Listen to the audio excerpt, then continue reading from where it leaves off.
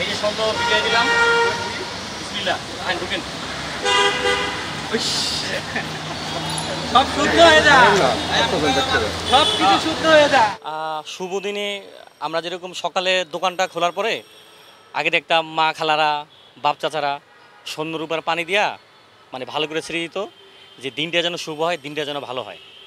তা আমি ক্রিকেট বোর্ডে ঢুকলাম, মানে সোনারূপার পানি নিয়ে আর আগরবাতি দিয়ে সকালবেলা ভালো একটা দিন শুরু হয় না। তা ক্রিকেট বোর্ডের আগামী যে দিনগুলা, এই দিনগুলো যেন ভালোভাবে চলে। বাংলাদেশে ক্রিকেট যত দূরে যাওয়ার কথা ছিল তত দূরে যায় নাই, এবং নতুন যারা এরা যেন তার চেয়ে আরও বহুত দূর নিয়ে যেতে পারে, সেই জন্য তাদেরকে অভিনন্দন জানাই। আর তারা স্বাধীনভাবে কাজ করবে, তারা সবসময় দেশের জন্য কাজ করবে, দেশের মানুষের জন্য। সমাজের অনেকের বিশ্বাস তো আছে যে আসলে এটা আসলে কুসংস্কার। তো হুম। বাংলাদেশ ক্রিকেট আসলে কুসংস্কারের দিকেই প্রবেশ করতে যাচ্ছে না। এটা আসলে কুসংস্কারে কিছুই না। এটা দেখবেন যে আমাদের আদিকাল থেকে চলে আসতেছে। আমরা যখন দোকানপাট খুলি সকালবেলা, মানে সমস্যা কিছু না, সকালবেলা যখন দোকানপাট যখন খুলে তখন এই আগরবাতি জ্বালায় কিন্তু শুরু করে, ব্যবসা শুরু করে। এটা কুসংস্কার না, এটা একটা মানে রীতি ছিল। তা মানুষ বিভিন্ন সময় ভালো প্রোগ্রামে, মিলাদ হলে, দোয়া হলে কিন্তু আগরবাতি জ্বালায়। তা সেই ভালো দিনটা শুভকামনা জানানোর জন্য আসলে আজকে আগরবাতি নিয়ে আসা। অভিনন্দন জানাই ফাহিম স্যারকে আর ফারুক ভাইকে। নতুন দিনে তারা এসেছে ভালো একটা সময়।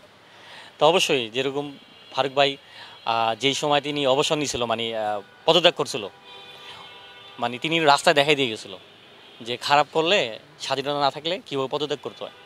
কিন্তু সেই রাস্তাটা যে দেখাই দিয়েছে, রাস্তাটা চালু হয় নাই, সবাই কিন্তু কেউ পদত্যাগ করে নাই, সবাই যার জায়গায় ছিল। তা ওই সময় কিন্তু টাকা বলেন, স্যালারি বলেন, সব কিছু কিন্তু তার হাতে ছিল, কিন্তু সে কোনো কিছু মানে লোভ না করে তিনি কিন্তু অনিয়ম থেকে চলে গেছিলো। তা দেখেন আল্লাহ আসলে কারে কোথায় নেয়। 1-2 বছর আগে শুনছি যে টিম সিলেক্টর হবে, সিলেক্টর হয়ে বসে, সেখানে এই কথা শুনছি। শোনার পরে তার কাছে কোনো ফোন আসে না, কিন্তু মিডিয়া তো প্রচার যে সে টিম সিলেক্টর হয়ে যেতেছে। সে দেখেন আজকে সেই টিম সিলেক্টর না, আজকে সে কী হলো, আল্লাহ তাকে কী করে দিল, বোর্ড প্রেসিডেন্ট করে দিল। আমরা কি কল্পনা করতে পারিনি যে তিনি বোর্ড প্রেসিডেন্ট হবে। তা সৎ লোকের, মানে যারা সৎ থাকে তাদের আল্লাহ না ধৈর্য ধরে, কিছু না কিছু থাকে তার জন্য।